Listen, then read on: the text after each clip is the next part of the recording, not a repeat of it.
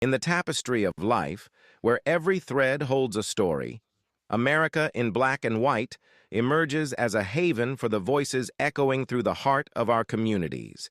In this podcast, we wade through the rivers of our collective experiences, celebrating the vibrant hues of change brought forth by the whispers of hope and the roars of action. It's more than just a conversation. It's a journey into the heart of our society, illuminated by the light of those daring to dream and do. Join us, and let your voice be the melody that guides us toward a dawn where every color finds its place in the masterpiece of our shared destiny. Together, let's paint a future brimming with the positives that dwell in our minds and the actions that shape our world. Good evening, family, and welcome to another powerful episode of America in Black and White, where we explore the stories, the struggles, and the triumphs that shape our communities and our collective future.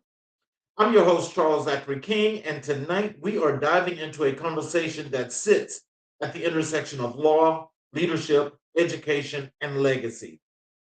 In every generation, there are builders, people who don't just talk about change, but design the systems, institutions, and pathways that make change possible. People who understand that justice is not just an abstract idea, but a lived experience shaped by opportunity, access, and the courage to imagine something better. Tonight's guest is one of those builders. David Edgerton III, Esquire, is an attorney, institution architect, and social entrepreneur whose work is transforming how young people, especially Black boys and young men, see themselves, their futures, and their place in the legal profession. From the courtroom to the classroom, from the pulpit to the community, David is a leader who moves with purpose, conviction, and a long horizon. He is the founder and executive chairman of Brothers in Law Incorporated, a national nonprofit creating a full pipeline into the legal profession, starting in kindergarten and stretching all the way into professional practice. His work blends mentorship, civic engagement, leadership development, and a deep belief in the right to learn, the idea that education is not just preparation for life, but the foundation of civic participation, economic mobility, and human flourishing. He is a husband, a father, a youth minister, a community builder, and a visionary committed to strengthening democratic institutions and expanding access to opportunity. Tonight, we explore his journey, his mission, and the Black history giants who shaped his path. Charles Hamilton Houston, Thurgood Marshall, Langston Hughes, and Stokely Carmichael. This is going to be a conversation about legacy, leadership, and the future we are building together. Let's get into it and let's introduce David Edgerton to the show. Hey, Hello, Charles, how you sir. doing? I'm doing just excellent. How are you? Listen, if you are on this side of the earth, it is a beautiful day and it's a blessed day. I cannot complain. So, is there anything you'd like to say to our audience before we get into the show? Well, one, I want to thank everyone who is joining us, whether you are brothers-in-law, my Howard community, my church community, all across the world. I really hope that this conversation can spark something that has already been ignited within you, that you understand and you know that I'm just a regular person, just like anybody else you find on the street. And there's only difference between myself and you is either time or opportunity. And we're about to offer lots of those. Yeah.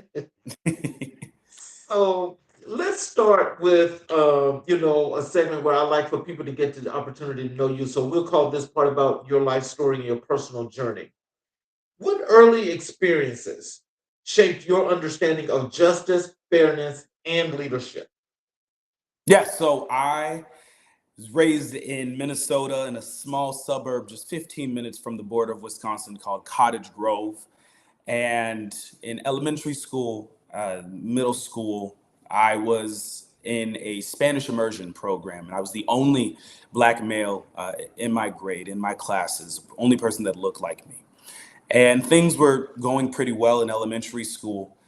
And then I went on and transitioned to middle school. And in sixth grade, I'll never forget, on the first day of classes, I saw my class schedule, and it said that I was to be in remedial math and science and reading and so on and so forth. So I went to the counselor and I said, hey, there must be some sort of error. You got me mixed up with someone. I'm really should probably be maybe in the advanced classes. I don't know. But I'm fluent in a whole nother language, and I'm a sixth grader. And the counselor informed me, well, no, there was no mistake. See, statistically speaking, Black males, their grades tend to drop in middle school. And so they wanted to prepare me for that certainty by placing me in those classes. And to some may view that as, oh, well, they're setting me up so that I do not have a challenging experience. But I saw that were bullets meant to kill my ambition, that I was being predestined to fail before I was even given the chance or the opportunity to show my worth and to show my value. And luckily for myself, I come from a two-parent household. And when I informed them, they both showed up and pulled up to the school, and they asked the counselor, why are you telling my Black child, the only Black child that you have in this special program, that he is going to fail? And very quickly, as you know, as Black parents go, it changed. However, it had me thinking, well, what about the people whose parents may work, not work a 9 to 5, but work a 5 to 11, or people who may not have grown up with their parents in the first place, and they live with grandparents and guardians, what have you. The people that could not show up, that may not even be fluent in English, let alone Spanish. What becomes of them? Who's advocating on their behalf? And through that really had me thinking about, who decides the outcome for people? And is this a really fair assessment that, based off of statistics, that you place me in this category, in this mold? And I think that is the incident that sparked my desire, not only for justice for myself, but what could I be doing to build bridges, to build institutions and systems so that people that look like me do not have to go through what I went through, but are instead from day one put on a pathway towards success. Mm. So when you think about that experience, because that's a really interesting story, when you think about that in today's time, Yeah. what kind of inspiration do you get from that as you build your organization? Yeah. So the organization that I founded my first year of law school at Howard University School of Law, it's called Brothers in Law. And the mission of Brothers in Law is to diversify the legal profession by creating a tangible pipeline into the profession for underrepresented students as early as kindergarten. And we do that through professional development, community service, mentorship, scholarship, and above all, friendship. And what sparked that, the idea is that in sixth grade, you are telling me that I'm going to fail. We know that statistically speaking, around first or second grade, those standardized test scores determine how many jail cells and how many jail buildings we build. And what if we were so proactive in the success as we were proactive in the failure or in the shortcoming or in the fall of young children? What if we told them from the moment they are born, the moment that they enter formal education, that you are somebody? And not only are you somebody, but you can go exceedingly abundantly above what your parents did, what your generations of your family have done, what your neighbors may have gone through, and you can excel. Because it's all about access and opportunity. It's not necessarily about how much money is in your bank account, but it's about what do you have within yourself that can be honed, that can be developed, that can be mentored so that you can go on and do great things. But more importantly, after you do those great things, or rather, even while you are building towards that, how are you lifting as you climb? Because I have been in rooms where I am the only one that looks like me. But I know that after me comes 10,000, right? And so when you talk about what it looks like to build an ecosystem in which every child, regardless of their zip code, regardless of how their name is spelled, the clothes that they wear on their back, that they have a pathway towards success, towards a career, not just lucrative from a financial standpoint, but the thing about learning the law is that you have an understanding on how society works.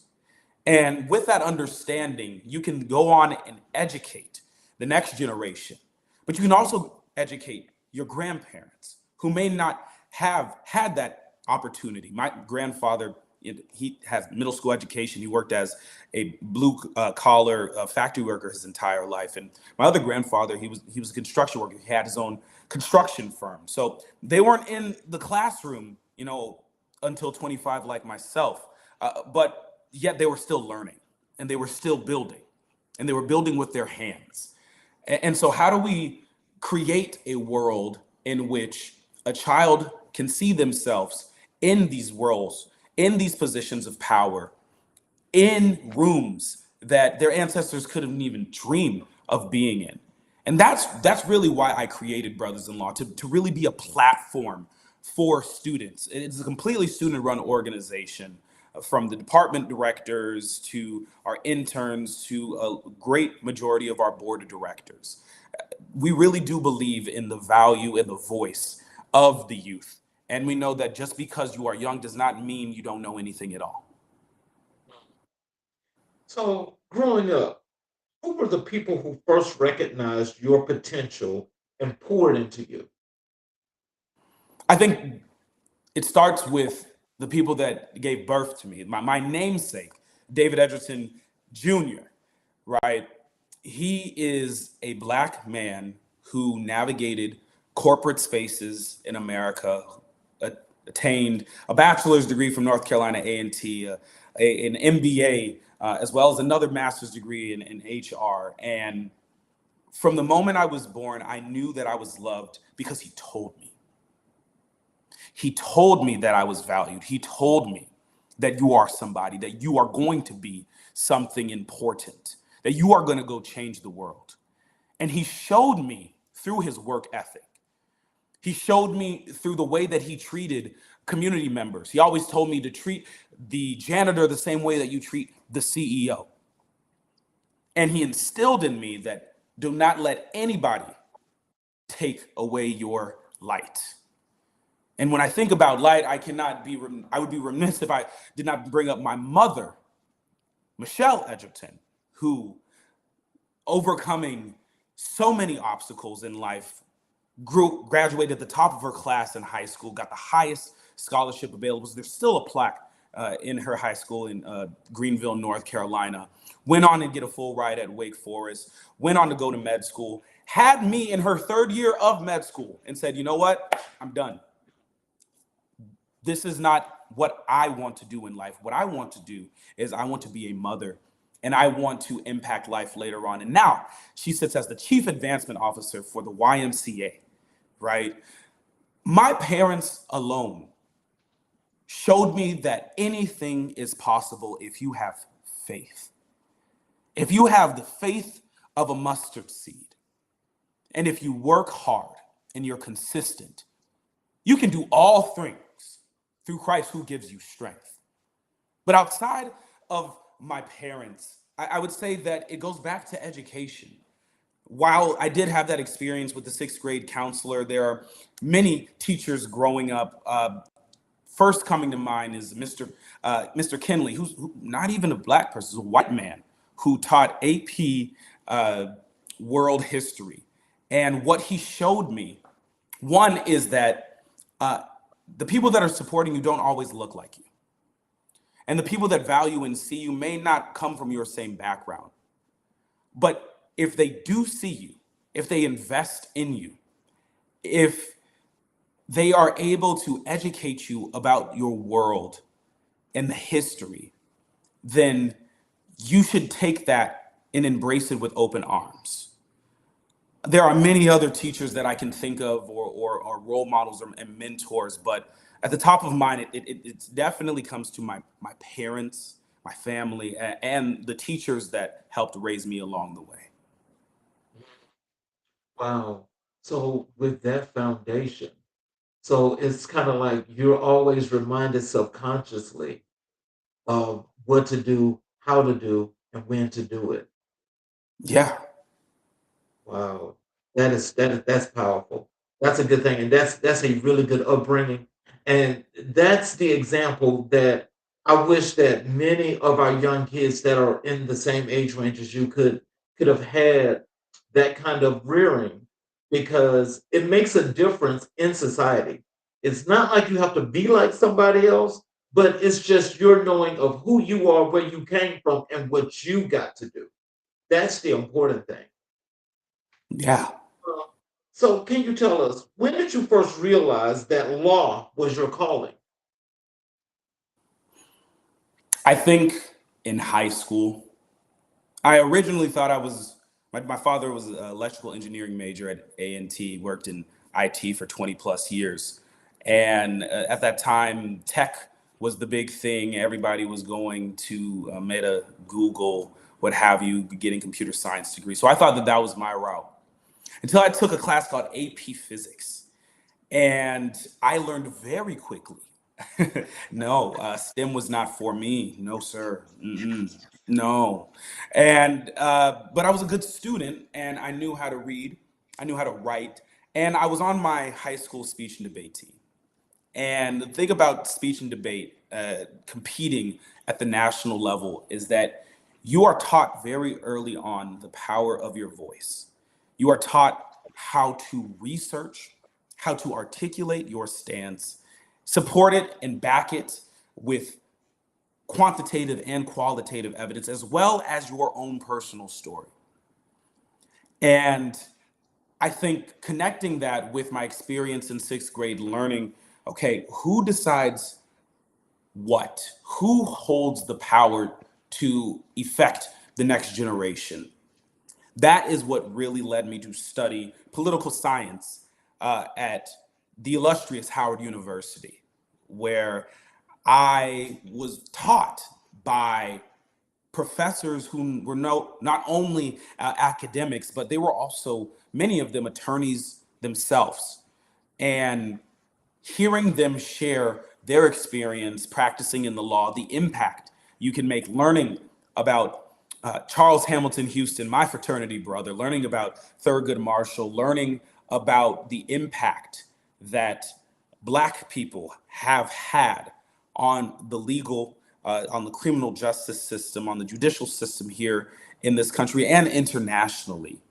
That is when I decided if I want to make the biggest change, if I want to make the long lasting, systemic, institutional change, then I must understand how you even do it in the first place. And that is by learning the law. Wow, that is interesting. So, do you have a specialty when it comes to law? Yes, so I am in my very first year practicing. I fortunately passed the DC bar on the first attempt last summer.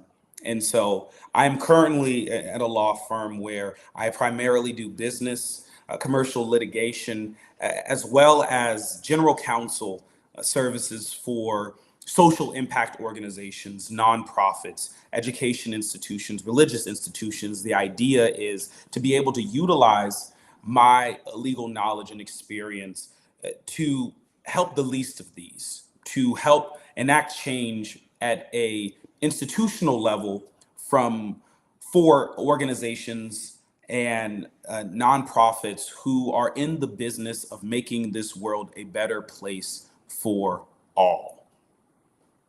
Wow. So, how did your upbringing influence the way you lead today? You know, my parents, as I mentioned earlier, they're from North Carolina. And So, you have Southern hospitality, that you greet everybody. That is sir, it's ma'am, how you doing? You don't just get into it. But then you translate that to Minnesota, we have something called Minnesota nice.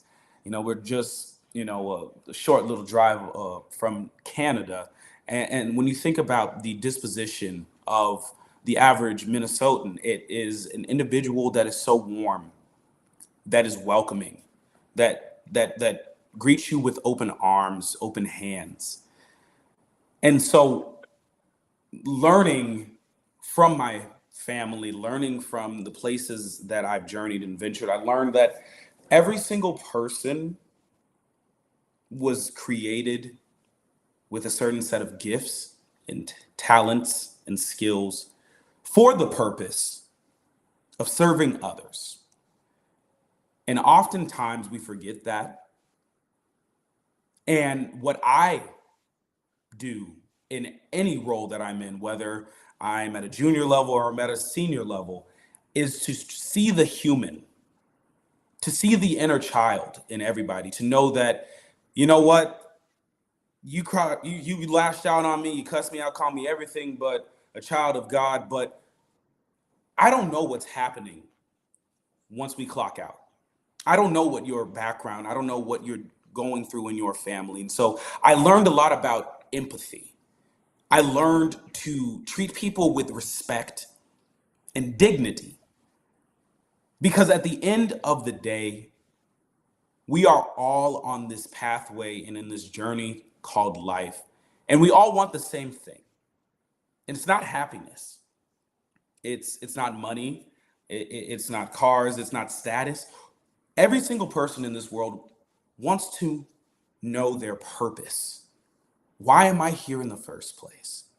And I think as leaders, our job is to help identify, to be able to reach individuals, to raise them, to learn and understand who they are as a person, what do they bring into this world, and most importantly, to release them out into the world.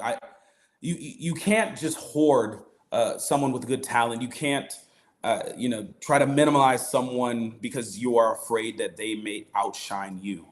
You have to be comfortable understanding that for everything there is a reason, there's a season, or it could be for a lifetime. But in this moment, today, I try to be as present as possible. I try to listen. Listen not to respond, but to really understand the other person's perspective. And then empower them, not just me tell them what to do, but to empower them to make their own decisions, to be able to be leaders their own selves.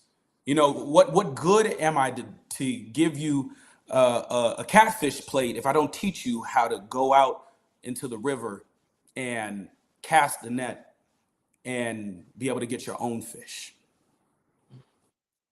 So, what role did faith play in your development as a young man? It played a ginormous role, really. I never forget it. It was around this time, I don't know, maybe 5, 6 years ago. I was deciding between law school and divinity school. I come from a long line. I'm a preacher's kid. I'm a preacher's grandkid, and so I decided between becoming a man of the cloth or joining the bar. And I got admitted to both Harvard Divinity School, Yale Divinity School. I received full rides, dean's scholarship, stipend, you name it. They rolled out the whole red carpet. And I was admitted to Howard Law School. And I'll never forget my wife telling me, my girlfriend at the time, now wife, telling me, yeah, you're going to law school. And I said, but they didn't give me no money. Awesome, great, love the thought, but I'm going where the money resides. And she said, no, you're going to law school. That is where you are called to go. Now you can be Jonah and be Nineveh and avoid going to Nineveh, but at the end of the day, you're going to make your way there. Right. And so I got out of my own head. I collected myself, and I'll never forget. I submitted my rejection email, or declining the offers. And the very next day that occurred, I received a phone call from the president, uh, Wayne A.I. Frederick of Howard University. And he informed me that, congratulations, you are a 2021 Harry S. Truman Scholar. And so I received a scholarship now to attend law school. So I was like, oh, well, money's not a problem anymore. I guess I'm going to law school. And it took that. Even on that very same year, we really looked at each other, my girlfriend of 3 years at the time, and he said, you know what? We're about to graduate. We're going to go to grad school. I think we need to get married. And we thought we were going to get married, probably the age that I am today.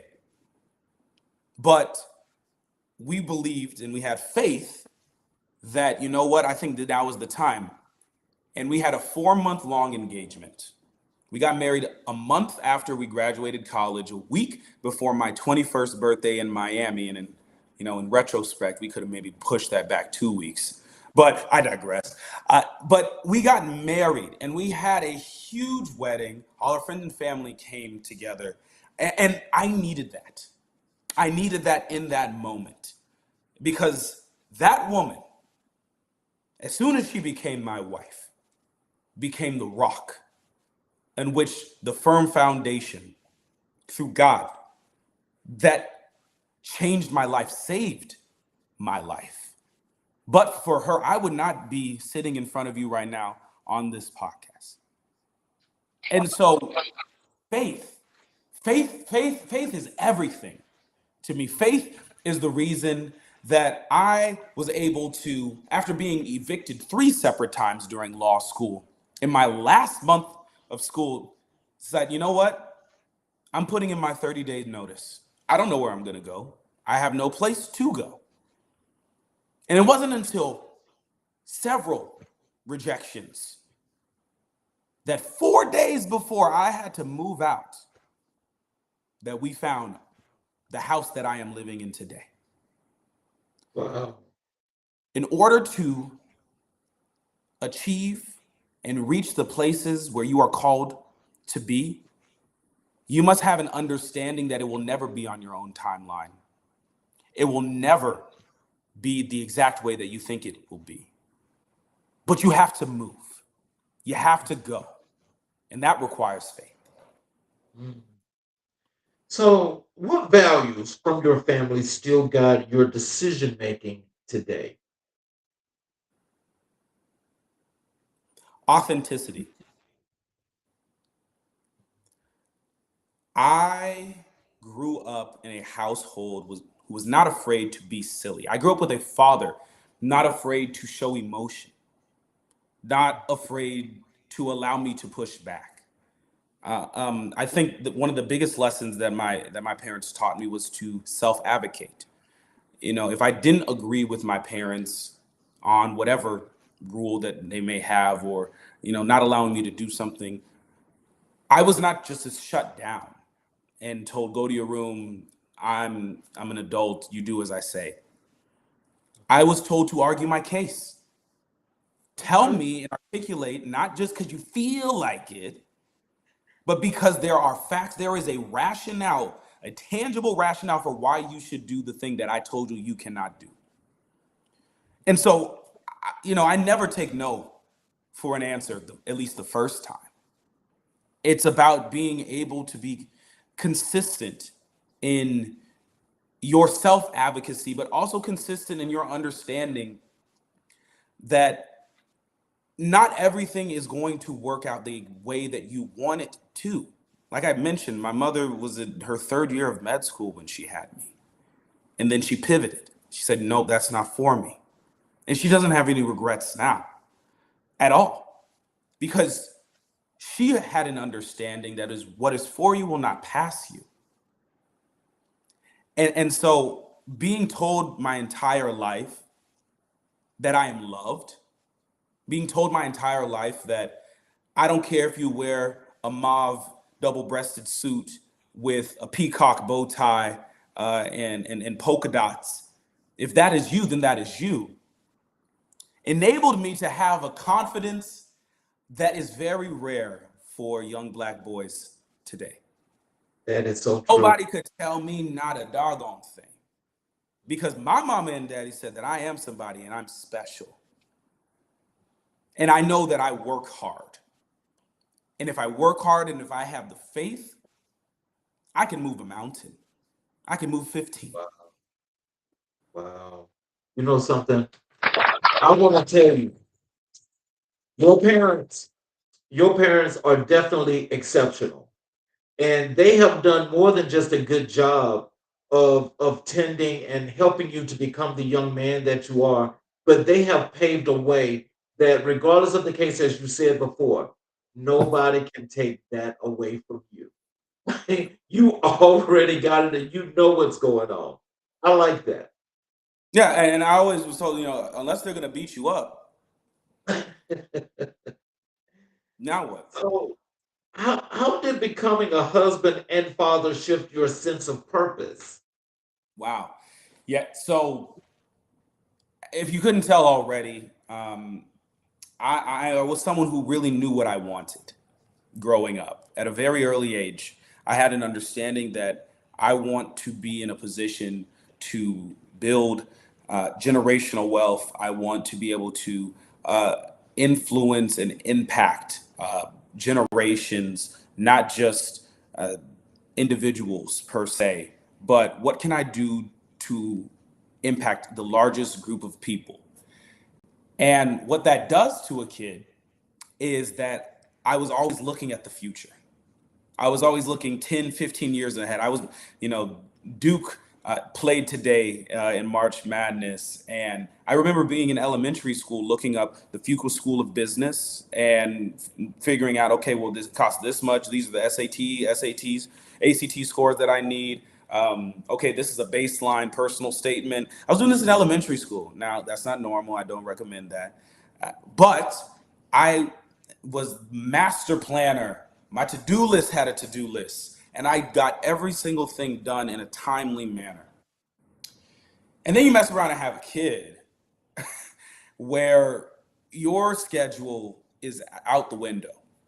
It gets thrown out completely out the window.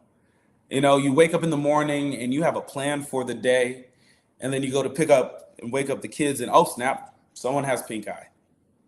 Well, I'm not doing what I thought I was going to do today. I had to learn to adjust and adapt quickly and not let it eat at me and kill me. I was so focused on the future that I was ignoring the present, what was directly in front of me. And what's directly in front of me was not a 5-year, 10-year plan, but a screaming baby that needs their diaper changed at 4 a.m. And so I think having children taught me that, one, while I may think or I may have thought that, my main purpose and goal is to help others, that it was for selfish reasons, that it was not necessarily as genuine as it should have been. Because at the end of the day, when you have children, you learn that life is bigger than yourself. And you learn that there are a lot of things that you focused on that really do not matter in the grand scheme of things. And then even to back up, marrying a Haitian Bahamian woman from Miami, I learned to have thick skin. I learned that my feelings are not the compass for my life, but rather they were indicators of a separation between my expectation and reality. What I pictured in my head for what a wife should be, in many instances, my wife fits that description. In many other instances, she does not. Mhm. But I had to learn that the same way that I was once a little boy who had dreams I was once a little boy and I experienced traumatic experiences, and people hurt me, and people broke my trust, and individuals that did whatever they could. The same with my wife. And so, not putting her on a pedestal as the, because that's what we love to do, is that as soon as we get married, us as a lot of men, we just give our wife the entire baggage. We say, okay, you take, now I'm married, okay, you handle the house, you handle the kids, you handle my finances, you handle my mental health, you do everything for me. All I'm gonna do is I'm gonna go and work my job and bring home the bacon. My wife wasn't going for that. She said, no, you will be present for your children. You will be present for me. You aren't just going to blow off and disregard or ignore and hold all your feelings in because, happy wife is a happy life. No, we're going to have conversations, because if I am your helpmate, if I am your rib, then that means that I need to know what is going on in your head. And so I learned that I have to be honest with my wife, not only because at the end of the day, she'll always find out anything that I do, no matter how much I try to hide it from her, but more importantly, that she sees me in a way that most people in this world will never. And you need to have people that see you in the good, the bad, the ugly, and beautiful. And you have to trust them that they know and they can see a better version of you than you can even see for yourself. And so it taught me, being a husband, being a father, it taught me humility among among everything, but it also taught me perspective. Mm, wow. Um, so let's transition over to Howard University and legal formation. Yeah. What did attending Howard University teach you about Black excellence and responsibility? Mm. Attending Howard University showed me that not only is Black not a monolith, but to be Black in this world is to be beautiful, is to be golden. When you think about the actual color Black, it is a amalgamation of every single color under the sun. That is what the color Black is. And that is exactly what I saw on Howard University's campus. I met Black people from Korea, from Houston, California. I met Haitians, Jamaicans. I met Nigerians. I met Black people from Canada. I met Black people who were rich. I met Black people who were poor. I met Black people with two parents, with one parent, who were raised by their grandparents. I met so many different iterations of Black that I learned that even my own implicit bias, my own preconceived notion, we have this whole YN, debates and conversation in modern day. I learned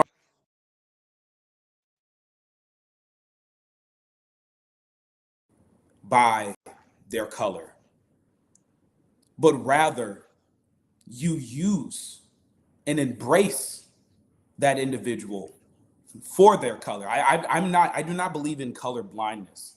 Everyone wants everything to be a melting pot. Howard University is not a melting pot. It is a garden salad of so many different cultures and backgrounds and experiences.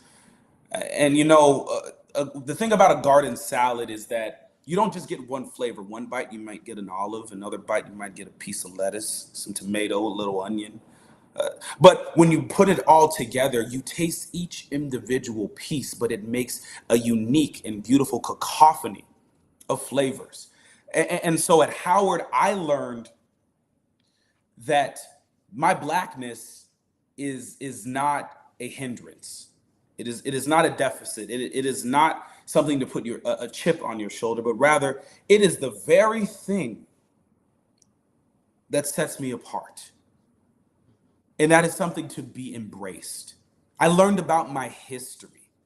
My very first day, I learned that President Barack Obama and the first registered slave, John Punch, are related via his mother. Wow. Right? When you learn about Tulsa, about Watts, when you learn about the Kush in ancient Egypt, when you learn about your history, other people cannot go off and tell you about yourself because you already have it within you. And the last thing that I think about, Cardi Woodson, he says that, if you take someone's education, and I'm paraphrasing, but if you take someone's education, if you remove education from them, you do not have to worry about their actions, because you may cut off an arm, you may try to lock me up, you may try to put me under the jail cell, you may try to cancel me, you may try to blacklist me. But one thing that you will never, ever be able to take from me is what is in my mind. There you go. Yeah. There you go.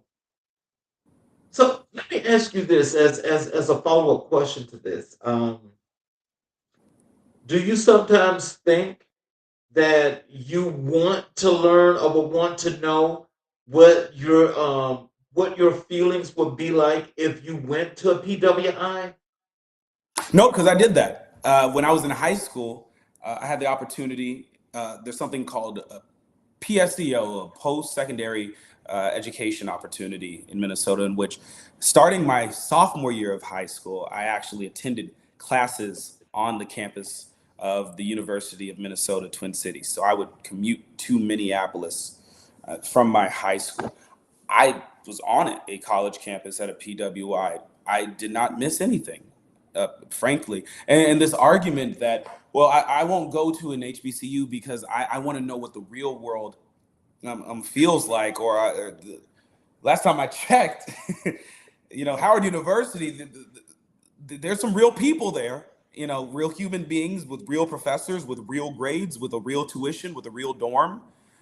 And why would you cancel yourself out from having an experience in which everyone, and if not everyone, a great deal, a majority of the people surrounding you, your classmates, your professors, your counselors, even the lunch lady, right?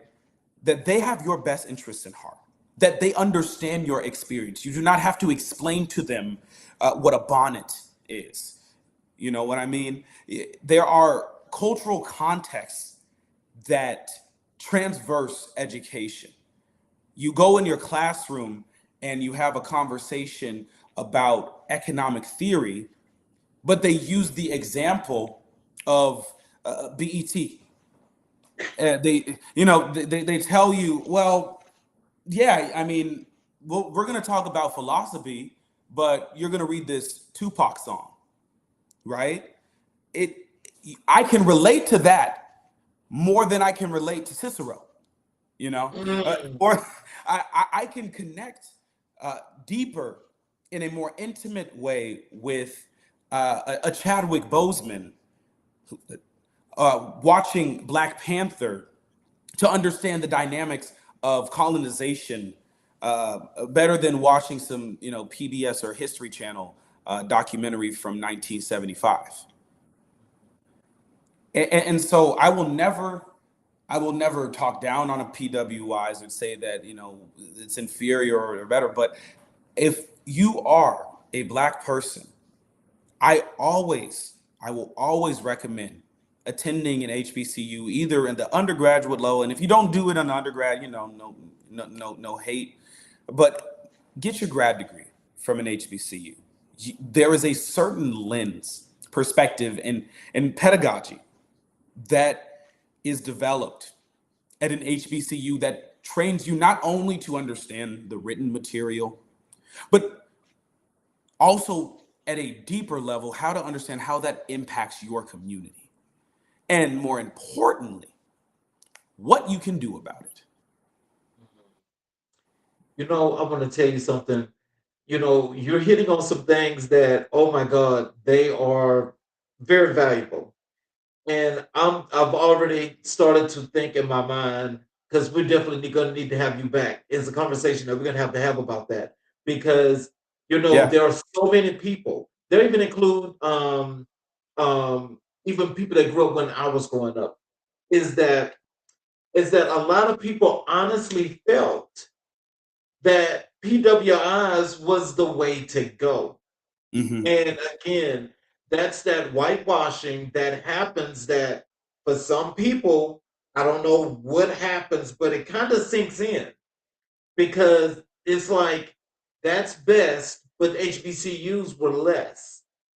And I even say this to a lot of young kids today. This includes nieces and nephews that I have that are around the same age as you. Is that you need to go to an HBCU.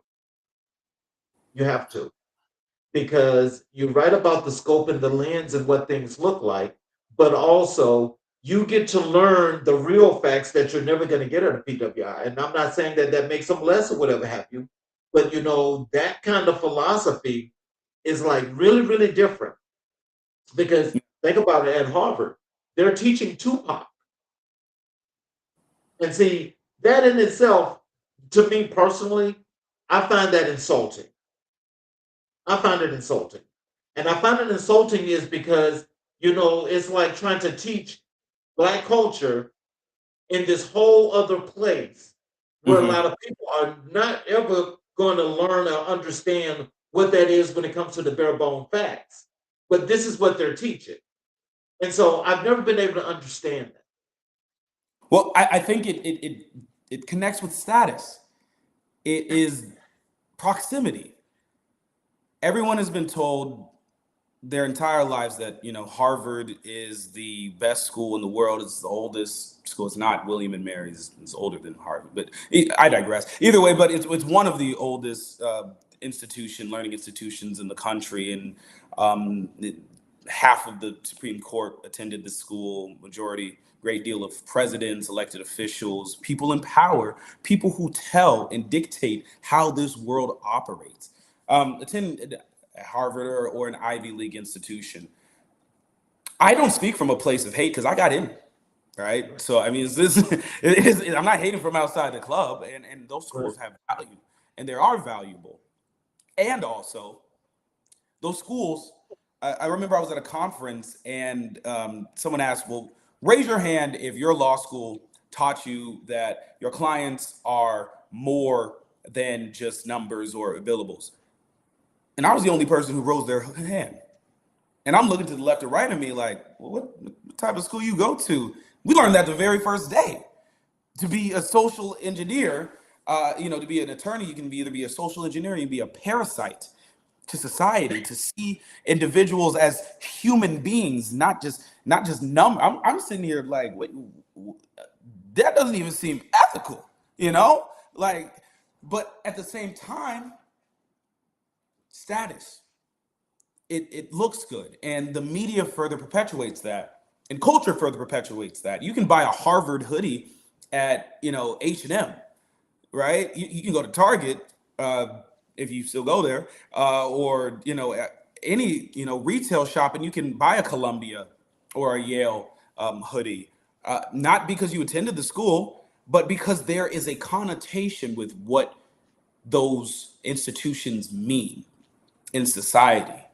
But I'll be the first to tell you, um, Howard University is older than a majority of these quote unquote best schools. In the legacy of Howard University. Our law school was founded in 1869, 2 years after the Civil War. I'm sorry, 4 years after the Civil War ended. Howard University undergrad was founded in 67, so 2 years after. These institutions shape the very fabric of society that we live in today. When you think about Dred Scott, the Dred Scott decision, we learned that most law schools, if they do teach it, they'll teach it in constitution law. I learned that in civil procedure. I learned that not only the basis of this case was that there was a black man who tried to sue. It doesn't matter what happened after, but there was a black man that tried to bring forth a lawsuit. And the Supreme Court, instead of even arguing or deciding on the merits of the case, said, "You're a black man. You're not a citizen. You have no standing," right? And so we're going to dismiss this case. Yep. Which then we have the 14th Amendment coming out later on, which was heavily advocated by Black and brown folks, mainly Howard Law School alumni. And the first sentence in the 14th Amendment is a complete reversal, saying that all people born or naturalized are citizens, right? And so you talk about founding fathers and you bring up, John Hancock and Benjamin Franklin and George Washington, but you don't include Frederick Douglass or Harriet Tubman, or you don't include the people that reconstructed the country after the alleged perfect documents that we had caused the country to break apart. But we don't talk about that because it's not pretty. It doesn't fit the idea of American exceptionalism. But you need to know the truth. And not to say that PWIs do not teach the truth. At an HBCU, I can assure you that you will learn the whole truth, the double truth, Ruth. There's a comment here in the chat. Let me just show it to you here. And this is from Soroya Mia. This is just passing through. Hello to host and guests. Hello, and thank you for joining. And I hope you enjoy the rest of this wonderful show. So, tell us this: how did Howard Law shape your understanding of the law as a tool for liberation? So, when the average person thinks about attorneys or law in general, it's from a punitive perspective. I broke the law, I need an attorney now, or someone broke the law, or this law is unfair, this law discriminates, this law, what have you. But we don't think about the Civil Rights Act that created new opportunities and spaces for individuals to actually bring suit to advocate for themselves. We don't mention the 30, 40-year endeavor of Charles Hamilton Houston and company to completely dismantle legal segregation through schools, right? At Howard University School of Law, in every single class, from my doctrinals to my upper level courses, yes, we discussed the law, the black letter law, and the analysis and the notes that come with that. But then we have a further discussion on, and what would you have done differently? In our very first semester, we are challenged, saying, you're the judge now. You have all the facts. You have all the law. What would you have done differently? And I think when you change your perspective from a place of being offensive versus defensive, it enables you to have an even larger imagination. If the law is not on your side, then there are public policy reasons. There are larger geopolitical ramifications that you can consider. There are psychological, sociological, other interdisciplinary perspectives that you can consider when arguing that, you know what, sure, the law's not on our side. That doesn't mean we give up. It sounds like we need to change the law then. And you know what? I'll do the work for you. This is what it actually should be, right? This is the framework in which we all succeed. And so I remember sitting in classes especially even my movement lawyering clinic, right? The idea of not just being an attorney who tells your client, hey, this is how it is, this is what you're going to do, shut up and pay me. You enter a space as co-laborers with a shared vision and idea of, okay, what do you want to occur within the bounds of law? And if it is not within the bounds of law, how can we be strategic in ensuring that what we do is rooted in justice? Because an unjust law is no law at all. And what can we do from a grassroots level and an advocacy level, from a media perspective level, to ensure that it is being communicated in a way to the general public and to the powers that be in a way that everyone collectively can get on the same page? Wow. Can you tell us what professors or mentors at Howard had the greatest impact on your journey? The first individual coming to mind is none other than attorney Angela Minor. She is the chair at the School of Communications, Strategic Legal Management Communications Department. She also serves as the head coach for the Howard University speech and debate team and mock trial teams. And she's a full-time attorney as well. And I took her mock trial class. I took her, issues of ethics and communications. I took her public speaking classes, and sitting in her office hours, she really inspired me not only to even consider a career in law, but to be one who builds things, one who sees the world, sees where there may be a gap, a deficiency, and add value. I think that she is probably the most influential or impactful professor in my undergraduate experience. But in law school, Professor Homer LaRue, he taught me civil procedure, section 2, the best section out of all the schools, and you can argue with your mothers if you think otherwise. But he taught me to read the rule. Read the rule in its entirety. Read the comments.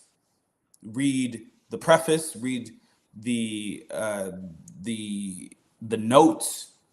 Do research on the writer, the author, the authority. He always said, "Oh, cool, great, that's a great idea. What is your authority?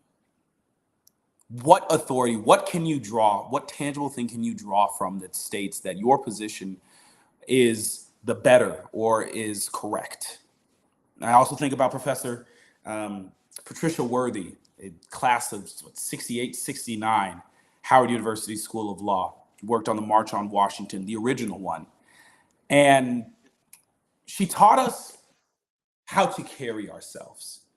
I remember wearing suits in particular to her class on Wednesdays.